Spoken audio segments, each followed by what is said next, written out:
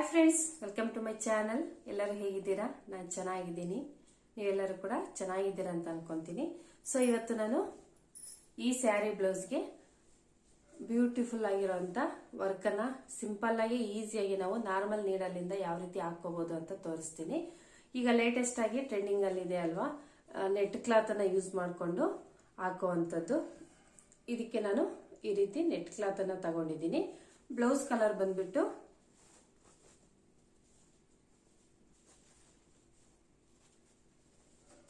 ಈ ತರ blue colour plain ಇದೆ.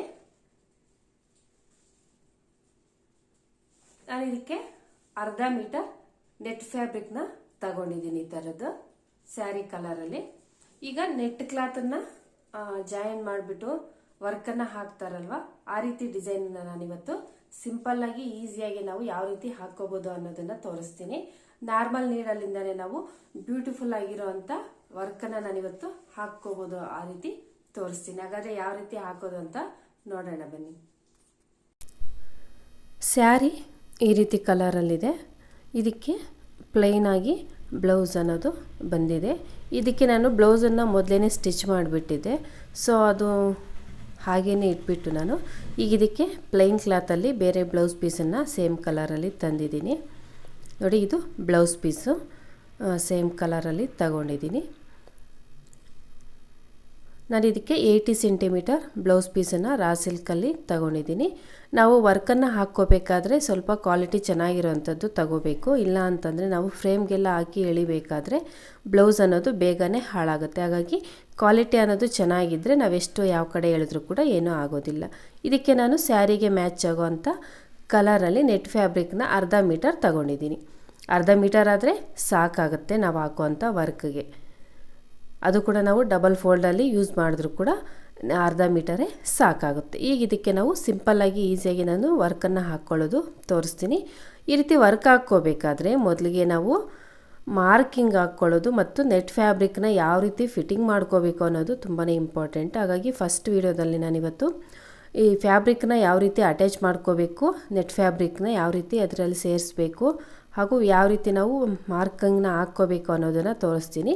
ನೆಕ್ಸ್ಟ್ ವಿಡಿಯೋದಲ್ಲಿ ನಾನು ವರ್ಕನ್ನು ಹಾಕ್ಕೊಳ್ಳೋದನ್ನು ತೋರಿಸ್ತೀನಿ. ಮೊದಲಿಗೆ ನೋಡಿ, ನಾನು ಮಾರ್ಕಿಂಗ್ ಹಾಕ್ಕೊಳ್ಳೋದಕ್ಕೆ ಎದೆ ಸುತ್ತಳತೆ ಎಷ್ಟಿರುತ್ತೋ ಅದರ 4ನೇ ಭಾಗಕ್ಕೆ ಮಾರ್ಜಿನನ್ನು ಸೇರಿಸ್ಕೋಬೇಕು. ಬ್ಲೌಸ್ ಕಟ್ಟಿಂಗ್ ಸ್ಟಿಚಿಂಗ್ ಮಾಡೋರ್ಗಾದರೆ ಇದು ಈಸಿಯಾಗಿ ಅರ್ಥ ಆಗುತ್ತೆ, ಇಲ್ಲ ಅಂತಂದರೆ ಸ್ವಲ್ಪ ಕಷ್ಟನೇ. ಅದಕ್ಕೆ ನಾನು ನೀಟಾಗಿ ತೋರಿಸ್ತಾ ಇದ್ದೀನಿ. ನೋಡಿ, ಎದೆ ಸುತ್ತಳತೆ ನಂದು 38 ಇಂಚಿದೆ.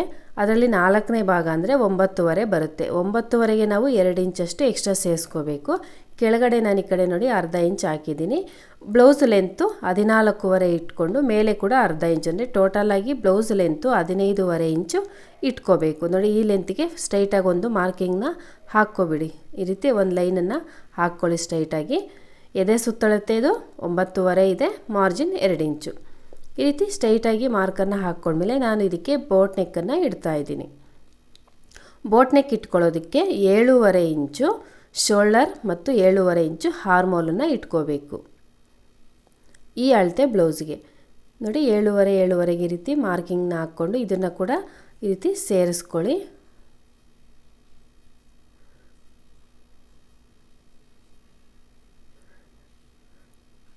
ಈಗ ಈ ಲೈನ್ ಮೇಲೆ 9.5 ನಾನು ಆಗಲೇ ಹೇಳ್ದೆ ಅಲ್ವಾ ಎದೆ ಸುತ್ತಳತೆ, ಅದನ್ನು ಮಾರ್ಕ್ ಹಾಕ್ಕೊಳ್ಳಿ. ಕೆಳಗಡೆ 8.5 ಇಂಚು ಬರುತ್ತೆ. ಟಕ್ಸ್ಗೋಸ್ಕರ 1 ಇಂಚು ಸೇರಿಸ್ಕೊಂಡಾಗ ಅಲ್ಲಿ ಕೂಡ 9.5 ಇಂಚೆ ಆಗುತ್ತೆ. ಈಗ ಅದನ್ನು ಕೂಡ ಸೇರಿಸ್ಕೊಂಡಿದ್ದೀನಿ. ನೋಡಿ, ಆ ಕಡೆ ಎಕ್ಸ್ಟ್ರಾ ಮಾರ್ಜಿನ್ ಇಲ್ಲಿ 1 ಇಂಚಿಗೆ ಮಾರ್ಕ್ ಹಾಕ್ಕೊಂಡು ಹಾರ್ಮೋಲಲ್ಲಿ ಶೇಪನ್ನು ಡ್ರಾ ಮಾಡ್ಕೊಳ್ಳಿ. ಈ ಕಡೆಯಿಂದ ಅರ್ಧ ಇಂಚಿಗೆ ಈ ರೀತಿ ಒಳಗಡೆಗೆ ಹಾಕ್ಕೊಳ್ಳಿ. ಈಗ ಇದನ್ನು ಶೇಪನ್ನು ಈ ರೀತಿ ಡ್ರಾ ಮಾಡ್ಕೊಳ್ಳಿ. ಹೀಗೆ ಡ್ರಾ ಮಾಡ್ಕೊಂಡ್ಮೇಲೆ ಈಗ ಶೋಲ್ಡರ್ ನಾವು 7.5 ಇಟ್ಟಿದ್ವಲ್ಲ, ಇದರಲ್ಲಿ ನೆಕ್ ಬಿಡ್ತು 4 ಇಂಚು ಬಿಟ್ಟು 3.5 ಇಂಚು ಶೋಲ್ಡರ್ ಇಡ್ತಾ ಇದ್ದೀನಿ. ಈ ಕಡೆ 4 ಇಂಚು ನೆಕ್ ಬಿಡ್ತಿದೆ. ನೆಕ್ ಲೆಂತು 3 ಇಂಚ್ ಇಟ್ಕೊತಾ ಇದ್ದೀನಿ. 3-3.5 ನಿಮ್ಗೆ ಎಷ್ಟು ಬೇಕಾದರೂ ನೀವು ಇಟ್ಕೋಬೋದು. ಈಗ ಈ ಮಾರ್ಕ್ಗಳನ್ನ ಕೂಡ ಈ ರೀತಿ ಬಾಕ್ಸ್ ಥರ ಫಸ್ಟ್ ಸೇರಿಸ್ಕೊಂಡು ಬೋಟ್ ನೆಕ್ ಶೇಪಲ್ಲಿ ನೆಕ್ಕನ್ನು ಡ್ರಾ ಮಾಡ್ಕೊಳ್ಳಿ. ಈ ರೀತಿ ನೆಕ್ಕನ್ನು ಡ್ರಾ ಮಾಡ್ಕೋಬೇಕು. ಈಗ ನೋಡಿ, ಮಾರ್ಕಿಂಗ್ ಅನ್ನೋದು ನಾವು ಒಂದು ಸೈಡ್ಗೆ ಮಾತ್ರ ಹಾಕಿದ್ದೀವಿ. ಈಗ ಇನ್ನೊಂದು ಸೈಡು ಕೂಡ ಈ ಮಾರ್ಕ್ ಅನ್ನೋದು ಬೀಳಬೇಕಲ್ವ, ಅದನ್ನು ಕೂಡ ನಾವು ಈ ಕಡೆಗೆ ಟ್ರೇಸ್ ಮಾಡ್ಕೊಳ್ಳೋಣ. ಒಂದು ಸೈಡ್ಗೆ ಆದಮೇಲೆ ಇಲ್ಲಿ ಸೆಂಟ್ರಲ್ಲಿ ಕೂಡ ಒಂದು ಲೈನನ್ನು ಹಾಕ್ಕೊಳ್ಳಿ. ಮತ್ತು ನೆಟ್ ಕ್ಲಾತ್ ನಮಗೆ ಎಲ್ಲಿಗೆ ಬರಬೇಕು ಅನ್ನೋದನ್ನು ಕೂಡ ನೋಡಿ. ನೆಟ್ ಕ್ಲಾತ್ ನಾನು 10 ಇಂಚಸ್ ಲೆಂತ್ಗೆ ಇಟ್ಕೊತಾ ಇದ್ದೀನಿ. ಅಂದರೆ ನಾರ್ಮಲ್ ಬ್ಲೌಸಲ್ಲಿ ನಾವು ಎಷ್ಟು ಇಂಚ್ ಇಟ್ಕೊತೀವೋ ಅಷ್ಟು ಇಟ್ಕೋಬೋದು, ಇನ್ನೂ ಜಾಸ್ತಿ ಕೂಡ ಮಾಡ್ಕೋಬೋದು, ಅದು ನಿಮ್ಮ ಇಷ್ಟ. ಈ ಕಡೆ 4 ಇಂಚ್ ಇತ್ತಲ್ವ, ಅದನ್ನು ಇಲ್ಲಿ ಸ್ಟ್ರೈಟಾಗಿ 4 ಇಂಚಿಗೆ ಹಾಕ್ಕೊಂಡು ಸೇರಿಸ್ಕೊಬಿಟ್ಟು ಇಲ್ಲಿ ಕೂಡ ಈ ರೀತಿ ರೌಂಡ್ ನೆಕ್ಕನ್ನು ಡ್ರಾ ಮಾಡ್ಕೊತಾ ಇದ್ದೀನಿ. ಈ ಕೆಳಗಡೆ ಈಗ ಮಾರ್ಕ್ ಹಾಕ್ಕೊಂಡ್ವಲ್ಲ, ಈ ಬಾಕ್ಸ್ ಥರದ್ದು, ಇದರಲ್ಲಿ ನಮಗೆ ನೆಟ್ ಫ್ಯಾಬ್ರಿಕ್ ಅನ್ನೋದು ಬರುತ್ತೆ. ಈ ಕಡೆಗೆ ನೆಕ್ಕು ಕಟಿಂಗ್ ಹೋಗುತ್ತೆ.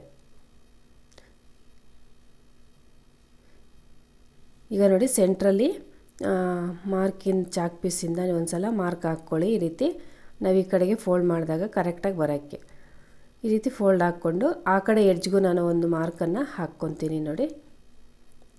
ಇಲ್ಲಿ ಅಂದರೆ ನಾವು ಈ ಕಡೆ ಟರ್ನ್ ಮಾಡಿ ಫೋಲ್ಡ್ ಮಾಡ್ಕೋಬೇಕಾದ್ರೆ ನಮಗೆ ಈಸಿ ಆಗುತ್ತೆ.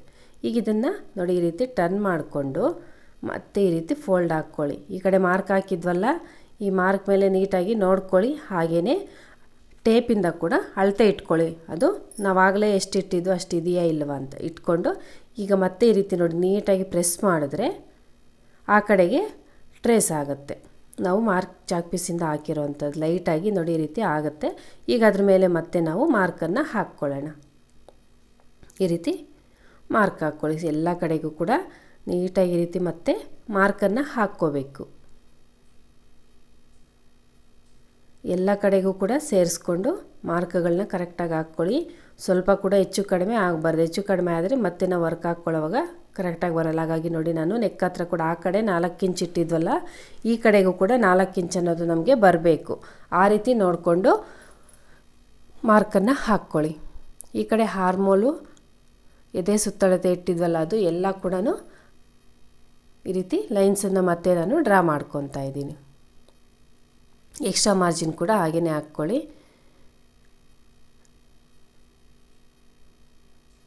ಈ ರೀತಿ ಎಲ್ಲ ಕಡೆಗೂ ಕೂಡ ಮಾರ್ಕನ್ನು ಹಾಕ್ಕೊಂಡು ನೀಟಾಗಿ ಲೈನ್ಸನ್ನು ಡ್ರಾ ಮಾಡ್ಕೋಬೇಕು.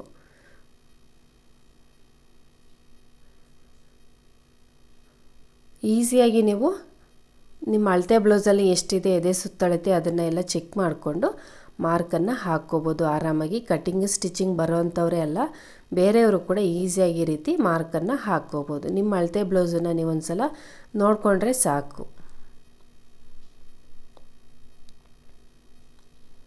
ಈಗ ನೋಡಿ ಮಾರ್ಕಿಂಗ್ಸ್ ಎಲ್ಲ ಕೂಡ ಆಗಿದೆ. ಮೇಲೆ ಈಗ 2 ಲೈನ್ ಇದೆ ಅಲ್ವಾ, ಒಂದು ಲೈನು ಮೇಲೆ ಇರೋವಂಥದ್ದು ನಮಗೆ ಸ್ಟಿಚಿಂಗ್ ಮಾರ್ಜಿನಲ್ಲಿ ಹೋಗಿಬಿಡುತ್ತೆ. ಕೆಳಗಡೆ ಲೈನ್ ಇದೆಯಲ್ವ, ಆ ಲೈನಿಂದ ಕೆಳಕ್ಕೆ ನಾವು ವರ್ಕ್ ಹಾಕ್ಕೋಬೇಕು. ಇಲ್ಲಿ ಕೂಡ ನಾನು ಇವಾಗ ಡಾಟ್ಸ್ ಥರ ಏನು ಮಾರ್ಕ್ ಮಾಡ್ತಾ ಇದ್ದೀನೋ ಅಲ್ಲಿಂದ ಈ ಕಡೆಗೆ ನಾವು ವರ್ಕನ್ನು ಹಾಕ್ಕೋಬೇಕಾಗತ್ತೆ. ಯಾಕೆಂದರೆ ಸ್ಟಿಚಿಂಗ್ ಮಾರ್ಜಿನ್ ಬೇಕಾಗುತ್ತಲ್ಲ, ಇಲ್ಲಿ ನೆಟ್ ಫ್ಯಾಬ್ರಿಕ್ ಬಂದುಬಿಡುತ್ತೆ. ಸೊ ಇಲ್ಲೇನು ಅವಶ್ಯಕತೆ ಇಲ್ಲ, ಮೇಲೆ ನೆಕ್ ಹತ್ರ ಬೇಕು. ಈ ಕಡೆ ಹಾರ್ಮೋಲ್ ಹತ್ರ ಕೂಡ ಸ್ಟಿಚಿಂಗ್ ಮಾರ್ಜಿನ್ ಅನ್ನೋದು 1/2 ಇಂಚು ಹೋಗುತ್ತೆ. ಸೊ ಅದನ್ನು ಬಿಟ್ಟು ನಾವು ವರ್ಕ್ ಒಳಗಡೆನೇ ಮಾರ್ಕ್ ಹಾಕ್ಕೋಬೇಕು. ಹಾಗಾಗಿ ಈ ರೀತಿ ಫಸ್ಟೇ ಮಾರ್ಕ್ ಹಾಕ್ಕೊಳ್ಳಿ. ಹಾಗೆ ಮೇಲೆ ನೆಕ್ ಹತ್ರ ಕೂಡ ಈ ರೀತಿ ಹಾಕ್ಕೊಳ್ಳಿ. ನಾವು ವರ್ಕ್ ಹಾಕುವಂಥದ್ದು ಇದ್ರ ಕೆಳಕ್ಕೇ ಹಾಕ್ಕೋಬೇಕು. ಮೇಲಕ್ಕೆ ಹಾಕ್ಕೊಂಡ್ರೆ ನೆಕ್ ಮತ್ತೆ ಕಡಿಮೆ ಆಗಿಬಿಡುತ್ತೆ. ಸೊ ಈ ರೀತಿ ಮಾರ್ಕ್ಗಳನ್ನ ಹಾಕ್ಕೊಂಡ್ಮೇಲೆ ಈಗ ಇದಕ್ಕೆ ನಾವು ನೆಟ್ ಫ್ಯಾಬ್ರಿಕ್ನ ಅಟ್ಯಾಚ್ ಮಾಡ್ಕೊಳ್ಳೋದು, ಫ್ರೇಮ್ಗೆ ಯಾವ ರೀತಿ ಅಟ್ಯಾಚ್ ಮಾಡ್ಕೊಳ್ಳೋದು ತೋರಿಸ್ತೀನಿ ನೋಡಿ. ಫ್ರೇಮ್ ತಗೊಂಡು ರಿಂಗನ್ನು ಸ್ಕ್ರೂ ಇರೋದು ಮೇಲೆ ಬರಬೇಕು, ರಿಂಗು ಒಳಗಡೆಗೆ ಹೋಗಬೇಕು. ನೆಟ್ ನಾವು ವರ್ಕ್ ಹಾಕ್ಕೊಳ್ಳೋದಕ್ಕೆ ಕಂಫರ್ಟ್ ಆಗಿರೋ ಥರ ಎಲ್ಲಿಂದ ಎಲ್ಲಿಗೆ ಬರುತ್ತೆ ಅನ್ನೋದನ್ನು ನೋಡ್ಕೊಂಡು ಈ ರೀತಿ ಅಟ್ಯಾಚ್ ಮಾಡ್ಕೊಳ್ಳಿ. ಫಸ್ಟೇ ಈ ರೀತಿ ಕೆಳಗಡೆ ಇಟ್ಕೊಂಡು ನೀಟಾಗಿ ಸೆಟ್ ಮಾಡ್ಕೊಳ್ಳಿ. ಮೇಲೆಗೆ ಎತ್ತಬಾರ್ದು, ಕೆಳಗಡೆನೇ ಇಟ್ಟು ಹಾಕ್ಕೊಳ್ಳಿ ನೆಲದ ಮೇಲೇ. ಈಗ ಮೇಲೆ ರಿಂಗನ್ನು ಇದಕ್ಕೆ ಹಾಕಿ ಪ್ರೆಸ್ ಮಾಡಿಬಿಟ್ಟು ಸ್ಕ್ರೂನ ಟೈಟ್ ಮಾಡಿಕೊಂಡು ನಂತರ ಸುತ್ತಲೂ ಕೂಡ ಟೈಟ್ ಮಾಡ್ಕೊಳ್ತಾ ಬರಬೇಕು. ನೋಡಿ ಈ ರೀತಿ ಪ್ರೆಸ್ ಮಾಡ್ಕೊಳ್ಳಿ. ಈಗ ಸ್ಕ್ರೂನ ಟೈಟ್ ಮಾಡಿಕೊಂಡು ಎಷ್ಟು ಸಾಧ್ಯನೋ ಅಷ್ಟು ಟೈಟ್ ಮಾಡ್ಕೊಳ್ಳಿ. ಲೂಸ್ ಆಗಿದ್ದರೆ ನಮಗೆ ವರ್ಕ್ ಹಾಕ್ಕೊಳ್ಳೋದಕ್ಕೆ ಕಷ್ಟ ಆಗುತ್ತೆ. ಈಗ ಸುತ್ತಲೂ ನೋಡಿ ನಾನು ಯಾವ ರೀತಿ ಕ್ಲಾತನ್ನು ಎಳಿತಾ ಇದ್ದೀನೋ ಆ ರೀತಿ ಎಳ್ಕೊಳ್ತಾ ಎಲ್ಲ ಕಡೆಗೂ ಕೂಡ ಎಳಿಬೇಕು. ಎಲ್ಲೂ ಕೂಡ ಲೂಸ್ ಇರಬಾರ್ದು. ಆ ರೀತಿ ಎಳ್ಕೊಳ್ತಾ ಟೈಟ್ ಮಾಡ್ಕೊಳ್ತಾ ಬರಬೇಕು. ಸುತ್ತಲೂ ಟೈಟಾಗಿರಬೇಕು. ಲೂಸಾಗಿದ್ದರೆ ವರ್ಕ್ ಹಾಕ್ಕೊಳ್ಳೋದಕ್ಕೆ ನಮಗೆ ಕಷ್ಟ ಆಗುತ್ತೆ. ಈ ರೀತಿ ಸುತ್ತಲೂ ಕೂಡ ಟೈಟ್ ಮಾಡ್ಕೊಳ್ತಾ ಬನ್ನಿ, ನಿಧಾನಕ್ಕೆ ಆಗಲಿ. ಅದಕ್ಕೆ ನಾನು ಹೇಳಿದ್ದು, ಈ ರೀತಿ ಎಳೆಯುವಾಗ ಕ್ಲಾತು ಚೆನ್ನಾಗಿಲ್ಲ ಅಂತಂದರೆ ಹರಿದೋಗೋ ಚಾನ್ಸಸ್ ಕೂಡ ಇರುತ್ತೆ. ಅದಕ್ಕೆ ಸ್ವಲ್ಪ ಕ್ವಾಲಿಟಿ ಚೆನ್ನಾಗಿರೋವಂಥದ್ದನ್ನೇ ತಗೋಬೇಕು. ಮತ್ತು ನಾವು ವರ್ಕ್ ಹಾಕೋವಾಗ ಕೂಡ ಕ್ವಾಲಿಟಿ ಚೆನ್ನಾಗಿಲ್ಲ ಅಂದರೆ ಹಾಳಾಗುತ್ತೆ. ಕೆಲವು ಸ್ಯಾರಿಯಲ್ಲಿ ಬಂದಿರೋ ಬ್ಲೌಸ್ ಪೀಸಸ್ಸು ಅಷ್ಟು ಚೆನ್ನಾಗಿರೋದಿಲ್ಲ. ಆ ಟೈಮಲ್ಲಿ ನೀವು ಬೇರೆ ಪೀಸನ್ನು ತಗೊಂಡೆ ವರ್ಕನ್ನು ಹಾಕ್ಕೊಳ್ಳಿ. ಈಗ ನೋಡಿ, ಈ ರೌಂಡ್ ಫುಲ್ಲು ನಾನು ಗುಂಡು ಪಿನ್ನನ್ನು ಇಡ್ತಾಯಿದ್ದೀನಿ. ಯಾಕೆ ಅಂದರೆ ಹಿಂದ್ಗಡೆ ಸೈಡ್ಗೆ ನಾವು ನೆಟ್ ಫ್ಯಾಬ್ರಿಕ್ನ ಅಟ್ಯಾಚ್ ಮಾಡ್ಕೊಳ್ಳೋವಾಗ ನಮಗೆ ಎಲ್ಲಿವರೆಗೂ ಹಾಕ್ಕೋಬೇಕು ಅನ್ನೋದು ಕೂಡ ನೀಟಾಗಿ ಗೊತ್ತಾಗಲಿ ಅಂತ ನಾನು ಈ ರೀತಿ ಹಾಕ್ಕೊತಾ ಇದ್ದೀನಿ. ನೀವು ಹಾಕಿಲ್ಲ ಅಂದರೂ ಕೂಡ ನಡೆಯುತ್ತೆ. ಒಂದು ಸಲ ಹಾಕ್ಕೊಬಿಟ್ರೆ ನಮಗೆ ನೆಟ್ ಫ್ಯಾಬ್ರಿಕ್ನ ಎಲ್ಲಿಂದ ಎಲ್ಲಿಗೆ ನಾವು ಜಾಯಿನ್ ಮಾಡ್ಕೋಬೇಕು ಅನ್ನೋದು ನಮಗೆ ನೀಟಾಗಿ ಗೊತ್ತಾಗುತ್ತೆ. ಯಾಕಂದರೆ ಹಿಂದ್ಗಡೆ ನೋಡಿ ಮಾರ್ಕಿಂಗ್ ಅನ್ನೋದು ಇರೋದಿಲ್ಲ ಅಲ್ವಾ. ಸೊ ಈಗ ನಾನು ಪಿನ್ಸ್ ಹಾಕಿರೋದ್ರಿಂದ ನಮಗೆ ನೀಟಾಗಿ ಗೊತ್ತಾಗುತ್ತೆ. ಈಗ ನೆಟ್ ಫ್ಯಾಬ್ರಿಕ್ನ ತಗೊಂಡು ಡಬಲ್ ಫೋಲ್ಡಲ್ಲಿ ಹಾಕ್ಕೋಬೇಕು. ನೋಡಿ, ಡಬಲ್ ಫೋಲ್ಡಲ್ಲಿ ಈ ರೀತಿ ಹಾಕ್ಕೊಳ್ಳಿ. ಮೇಲೆ ನೆಕ್ ಹತ್ರ ಸ್ವಲ್ಪ ಮೇಲೆ, ನೆಕ್ಗಿಂತ ಸ್ವಲ್ಪ ಮೇಲೆಗೇ ಹಾಕ್ಕೊಳ್ಳಿ. ನಾವೇನು ಮಾರ್ಕಿಂಗ್ ಹಾಕಿದ್ದೀವೋ ಆ ಮಾರ್ಕಿಂಗಿಗಿಂತ ಸ್ವಲ್ಪ ಆಚೆಗೇ ಇರಬೇಕು ಕ್ಲಾತು. ಆ ರೀತಿ ಹಾಕ್ಕೊಳ್ಳಿ. ನೋಡಿ, ನಮಗಿಲ್ಲಿ ಪಿನ್ ಹಾಕಿರೋದು ಗೊತ್ತಾಗ್ತಾ ಇದೆ ಅಲ್ವಾ, ಅದಕ್ಕಿಂತ ಆಚೆಗೆ ಈ ರೀತಿ ಸೆಟ್ ಮಾಡ್ಕೊಳ್ಳಿ. ಹಾಕ್ಕೊಂಡು ಇದಕ್ಕೂ ಕೂಡ ಸೇರಿಸ್ಕೊಂಡು ಸುತ್ತಲೂ ರೌಂಡ್ ಫುಲ್ಲು ಕೂಡ ಈ ರಿಂಗಲ್ಲಿ ಪಿನ್ನುಗಳನ್ನ ನಾನು ಹಾಕ್ಕೊತಾ ಇದ್ದೀನಿ, ಗುಂಡು ಪಿನ್ಸ್ನ ಈ ರೀತಿ.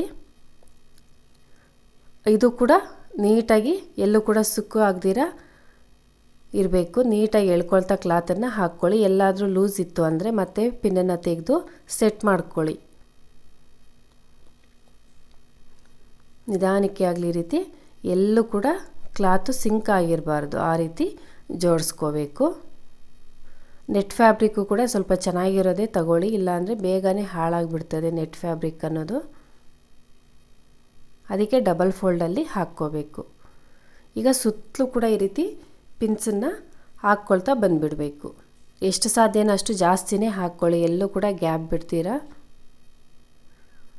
ನೋಡಿ, ನಾನೀಗ ಸುತ್ತಲೂ ಕೂಡ ಪಿನ್ಸನ್ನು ಲೂಸ್ ಇರೋದು ಕೂಡ ತೆಗೆದು ಮತ್ತೆ ಹಾಕ್ಕೊತಾ ಇದ್ದೀನಿ. ಹೀಗೆ ಎಲ್ಲ ಕಡೆಗೂ ಕೂಡ ಪಿನ್ಸನ್ನು ಫಸ್ಟಿಗೆ ನಾವು ಇಟ್ಕೊಬಿಡಬೇಕು. ಈಗ ನೋಡಿ, ಇಟ್ಕೊಂಡಾಗಿದೆ. ಈಗ ಇದನ್ನು ಈ ನೆಕ್ ಹತ್ರ ಹಾಕಿರೋಂಥ ಪಿನ್ಸನ್ನು ರಿಮೂವ್ ಮಾಡ್ಕೊಳ್ಳಿ.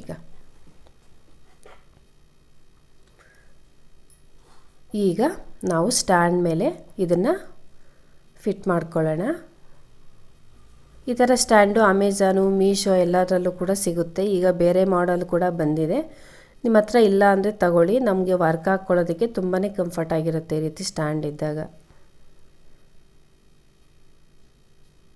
ಈಗ ನೋಡಿ, ಫಿಟ್ ಮಾಡ್ಕೊಂಡ್ಮೇಲೆ ನಾನು ನಾರ್ಮಲ್ ಥ್ರೆಡನ್ನು, ಮಿಷನ್ ಥ್ರೆಡನ್ನೇ ತಗೊಂಡು ಸೂಜಿಗೆ ಹಾಕ್ಕೊಂಡಿದ್ದೀನಿ. 2 ಫೋಲ್ಡಲ್ಲಿ, ಸಿಂಗಲ್ ಫೋಲ್ಡೇ. ಅದನ್ನು ನಾವು ಜಾಯಿನ್ ಮಾಡಿದಾಗ 2 ಫೋಲ್ಡ್ ಆಗುತ್ತಲ್ವ, ಸೊ ಅಷ್ಟು ಮಾತ್ರ ಸಾಕು. ಇದು ಮಿಷನ್ ಥ್ರೆಡ್ಡೇ. ಈಗ ನಾನು ಈ ಡಾಟ್ಸ್ ಥರ ಮಾರ್ಕ್ ಹಾಕಿದ್ದೀನಲ್ವ, ಈ ಲೈನ್ ಮೇಲೇ ಸುತ್ತಲೂ ಕೂಡ ಚೈನ್ ಸ್ಟಿಚ್ಚನ್ನು ಹಾಕ್ಕೊಬಂದುಬಿಡ್ತೀನಿ. ಯಾಕೆಂದರೆ ನೆಟ್ ಫ್ಯಾಬ್ರಿಕ್ಕು ಮೇನ್ ಕ್ಲಾತ್ ಇಲ್ಲೆರಡು ಇದೆ ಅಲ್ವ, ಇವೆರಡು ಕೂಡ ಒಂದಕ್ಕೊಂದು ಜಾಯಿನ್ ಮಾಡ್ಕೊಬಂದುಬಿಡ್ಬೇಕು. ಹಾಗಾಗಿ ಚೈನ್ ಸ್ಟಿಚ್ಚನ್ನು ನೋಡಿ ನಾನು ಯಾವ ರೀತಿ ತೋರಿಸ್ತಾ ಇದ್ದೀನಿ, ಇದೇ ರೀತಿಯೇ ಹೊಲ್ಕೊಳ್ತಾ ಬರಬೇಕು. ಸುತ್ತಲೂ ಕೂಡ ನಾವೆಲ್ಲಿ ಸೂಜಿ ಮೇಲೆ ಎತ್ಕೊತೀವೋ ಅಲ್ಲೇ ಮತ್ತೆ ಕೆಳಗಡೆಗೆ ಹಾಕಿಬಿಟ್ಟು ಒಂದು ಸ್ವಲ್ಪ ಗ್ಯಾಪ್ ಬಿಟ್ಟು ಮತ್ತೆ ಮುಂದೆಗೆ ಹಾಕ್ಕೋಬೇಕು. ಚೈನ್ ಸ್ಟಿಚ್ಚು ನಾನು ಲಾಸ್ಟ್ ವೀಡಿಯೋದಲ್ಲಿ ಕೂಡ ತೋರಿಸಿದ್ದೆ ಅಲ್ವ, ಸೇಮ್ ಇದೇ ರೀತಿಯೇ. ನೋಡಿ, ಹೇಳೋದಕ್ಕಿಂತ ನಾವು ವೀಡಿಯೋದಲ್ಲಿ ಅಬ್ಸರ್ವ್ ಮಾಡಿದ್ರೆ ನೀಟಾಗಿ ಗೊತ್ತಾಗುತ್ತೆ ನಾನು ಯಾವ ರೀತಿ ಹೊಲಿತಾ ಇದ್ದೀನಿ ಅಂತ. ಈ ರೀತಿ ಚೈನ್ ಸ್ಟಿಚ್ಚನ್ನು ಹೊಲ್ಕೊಳ್ತಾ ಬಂದುಬಿಡಿ. ನಾನು ಮಾರ್ಕ್ ಏನು ಹಾಕಿದ್ದೀನೋ ಡಾಟ್ಸ್ ಥರ ಆ ಮಾರ್ಕ್ ರೌಂಡ್ ಫುಲ್ಲೂ ಈ ರೀತಿ ಹೊಲ್ಕೊಬಂದುಬಿಡಬೇಕು. ನೀವು ಮಿಷನ್ನಲ್ಲಿ ಕೂಡ ಇಲ್ಬೇಕಾದ್ರೆ ಹೊಲ್ಕೋಬೋದು ಈಸಿಯಾಗಿ, ಪ್ರಾಬ್ಲಮ್ ಏನೂ ಇಲ್ಲ. ಮಿಷನ್ನಲ್ಲಿ ಇರೋರು ಮಿಷನ್ನಲ್ಲಿ ಕೂಡ ಹೊಲ್ಕೊಳ್ಳಿ. ಮಿಷನ್ ಇಲ್ಲದೆ ಇರೋರು ಈ ರೀತಿ ಕೈಯಲ್ಲಿ ಚೈನ್ ಸ್ಟಿಚ್ಚನ್ನು ರೌಂಡ್ ಫುಲ್ಲು ಕೂಡ ಹಾಕ್ಕೊಬಂದುಬಿಡಿ. ಈ ರೀತಿ ಚೈನ್ ಸ್ಟಿಚ್ಚನ್ನು ನೀಟಾಗಿ ನಾನು ರೌಂಡ್ ಫುಲ್ಲು ಕೂಡ ಹೊಲ್ಕೊಬಂದುಬಿಡ್ತೀನಿ. ನೋಡಿ, ಈಗ ಹೊಲ್ಕೊಂಡಾದಮೇಲೆ ಈ ಮೇಲೆ ಕ್ಲಾತ್ ಇದೆಯಲ್ವ, ಇದನ್ನು ಕಟ್ ಮಾಡ್ಕೋಬೇಕು. ಕೆಳಗಡೆ ನೆಟ್ ಫ್ಯಾಬ್ರಿಕ್ ಇದೆ, ನೆಟ್ ಫ್ಯಾಬ್ರಿಕ್ಗೆ ಡ್ಯಾಮೇಜ್ ಆಗದಿರ ನಿಧಾನಕ್ಕೆ ಈ ರೀತಿ ಕಟರಿಂದನೇ ಕಟ್ ಮಾಡ್ಕೊಳ್ಳಿ. ಸಿಸರಲ್ಲಾದರೆ ಕಷ್ಟ ಆಗುತ್ತೆ. ಕೆಳಗಡೆ ನೆಟ್ ಫ್ಯಾಬ್ರಿಕ್ನ ನಾವು ಲೆಫ್ಟ್ ಹ್ಯಾಂಡಲ್ಲಿ ಟೈಟಾಗಿ ಹಿಡ್ಕೊಂಡು ಫಸ್ಟು ಈ ರೀತಿ ಹೋಲ್ ಮಾಡ್ಕೊಬಿಡಿ. ನಂತರ ನಿಧಾನಕ್ಕೆ ಈ ಥ್ರೆಡ್ ನಾವು ಹೊಲ್ದಿರೋ ಅಂಥದ್ದು ಏನಿದೆ ಆ ಹೊಲ್ದಿರೋ ಹತ್ರ ಈ ರೀತಿ ಕಟ್ ಮಾಡ್ಕೊಳ್ತಾ ಬರಬೇಕು. ಸೊ ಕಟ್ ಮಾಡ್ಕೋಬೇಕಾದ್ರೆ ಸ್ವಲ್ಪ ನಿಧಾನಕ್ಕೆ ಆಗಲಿ ಕಟ್ ಮಾಡ್ಕೊಳ್ಳಿ, ಈಸಿಯಾಗಿ ಕಟ್ ಮಾಡ್ಬೋದು. ಈ ರೀತಿ ಕಟರ್ ತಗೊಂಡಾಗ ಟ್ರಿಮ್ಮರ್ ಅಂತೀವಲ್ಲ ಇದನ್ನು ತಗೊಳ್ಳಿ, ಈಸಿಯಾಗಿ ನಾವು ಈ ರೀತಿ ಕಟ್ ಮಾಡ್ಕೋಬೋದು. ಎಕ್ಸ್ಟ್ರಾ ಏನಾದರೂ ದಾರಗಳಿದ್ರೆ ಅದನ್ನು ಕೂಡ ನೀಟಾಗಿ ಇದರಲ್ಲಿ ರಿಮೂವ್ ಮಾಡ್ಕೋಬೋದು. ಸಣ್ಣ ಸಣ್ಣದೆಲ್ಲ ಸಿಸರಲ್ಲಾದರೆ ಆ ರೀತಿ ಕಟ್ ಮಾಡ್ಕೊಳ್ಳೋದಕ್ಕೆ ಕಷ್ಟ ಆಗುತ್ತೆ. ಸೊ ಹಾಗಾಗಿ ಈ ರೀತಿ ಟ್ರಿಮ್ಮರ್ ತಗೊಂಡು ನಿಧಾನಕ್ಕೆ ಈ ರೀತಿ ನಾವೆಲ್ಲಿ ಸ್ಟಿಚ್ ಹಾಕಿದ್ದೀವೋ ಅಲ್ಲಿವರೆಗೂ ಈ ರೀತಿ ಓಪನ್ ಆಗುತ್ತೆ, ಈ ರೀತಿ ಕಟ್ ಮಾಡ್ಕೊಳ್ಳಿ. ಎಕ್ಸ್ಟ್ರಾಸ್ ಏನಾದರೂ ಇದ್ದರೆ ಅದನ್ನೆಲ್ಲ ಕೂಡ ಈ ರೀತಿ ನೀಟಾಗಿ ರಿಮೂವ್ ಮಾಡ್ಕೊಳ್ಳಿ. ಈ ರೀತಿ ರಿಮೂವ್ ಮಾಡಿಕೊಂಡ್ರೆ ಇದು ನಮಗೆ ಸ್ಟಿಚ್ ಮಾಡ್ಕೊಳ್ಳೋದಕ್ಕೆ ರೆಡಿ ಆಗುತ್ತೆ. ನೋಡಿ ಎಷ್ಟು ಈಸಿಯಾಗಿ ನಾವು ನೆಟ್ ಕ್ಲಾತನ್ನು ಇದಕ್ಕೆ ಅಟ್ಯಾಚ್ ಮಾಡ್ಕೋಬೋದಲ್ವಾ. ನೆಕ್ಸ್ಟ್ ವಿಡಿಯೋದಲ್ಲಿ ಇದಕ್ಕೆ ಬ್ಯೂಟಿಫುಲ್ಲಾಗಿ ಈ ರೀತಿ ಯಾವ ರೀತಿ ವರ್ಕ್ ಹಾಕ್ಕೋಬೋದು ಅನ್ನೋದನ್ನು ತೋರಿಸ್ತೀನಿ. ಓಕೆ ಫ್ರೆಂಡ್ಸ್, ಈ ವಿಡಿಯೋ ನಿಮ್ಗೆ ಇಷ್ಟ ಆದರೆ ಲೈಕ್ ಮಾಡಿ, ಶೇರ್ ಮಾಡಿ, ಹಾಗೂ ಯಾರಾದರೂ ನನ್ನ ಚಾನಲ್ನ ಹೊಸದಾಗಿ ನೋಡ್ತಾ ಇದ್ದರೆ ಸಬ್ಸ್ಕ್ರೈಬ್ ಮಾಡ್ಕೊಂಡು ನೋಡಿ. ಓಕೆ ಫ್ರೆಂಡ್ಸ್, ನೆಕ್ಸ್ಟ್ ವಿಡಿಯೋದಲ್ಲಿ ಮತ್ತೆ ಸಿಗ್ತೀನಿ. ಅಲ್ಲಿವರೆಗೂ ಬಾಯ್.